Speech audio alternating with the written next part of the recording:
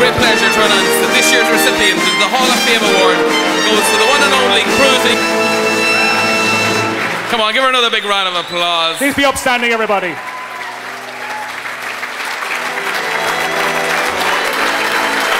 That's fantastic, Mary, isn't it? It is, yes, indeed. It's very nice. It's lovely to see you all here tonight.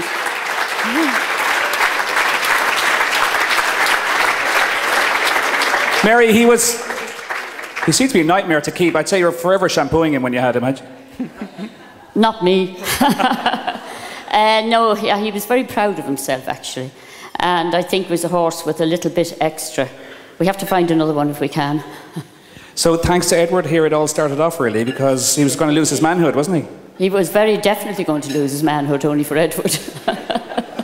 And what was it then? He went over to Trevor and they just seemed to gel, didn't they? They struck it off. I think it's like you can have the very best rider in the world and you can have the very best horse in the world and they won't get on. So if you can get a gel between two, then you're away in a hack.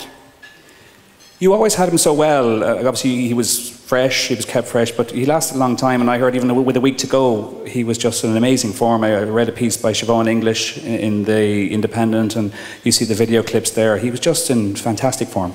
He was in great form, and the fact of that is, I hate to tell everybody he was Irish, pure Irish. And I took a photograph of his legs about a week before he died, and the legs he has, I have a photograph for anybody to see, are the legs of a 4-year-old. And I mean, I think that's what we're going to miss, in missing the traditionally Irish-bred horse.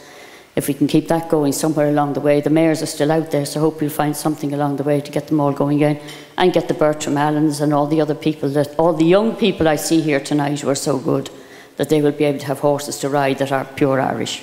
I've got to stick with that, I agree with you. It's going to be tricky, but we've got to try and do that. And just tell us, on a day-to-day basis, you had him for so long, what was he like to deal with? What kind of a character was he? Was he always in good shape? He seemed to be fairly full of himself anyway. Horrible. And I'm sure half the people that have cruising horses will turn around and say, horrible. But when you got them to a certain level, when they got to a certain level and they turned around and they came to you rather than you go to them, and they got used to you, they really are very, very good. You've only got to look at Edward's Flexible now. At the age of 19, he has qualified for the World Cup, the finals of the World Cup. I think it's in Las Vegas, is it this year?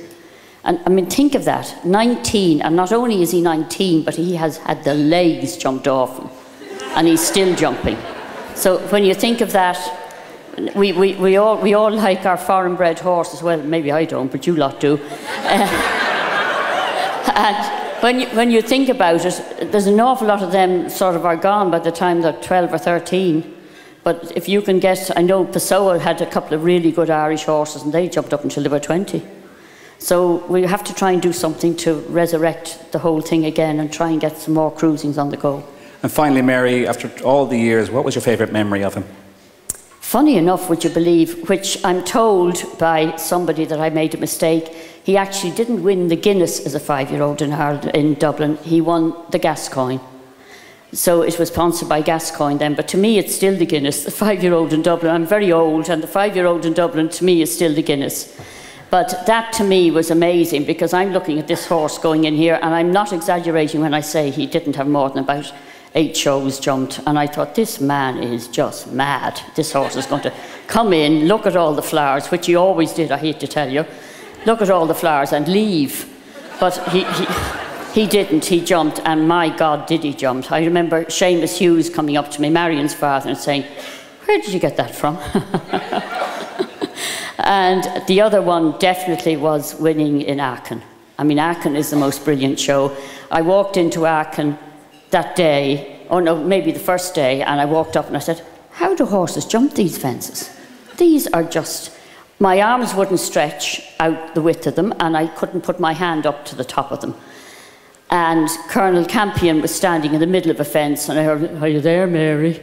And I said, yes, I'm here. I said, how do they jump these fences? Oh, he says, your fella will, and he did. He jumped just 3 clear rounds.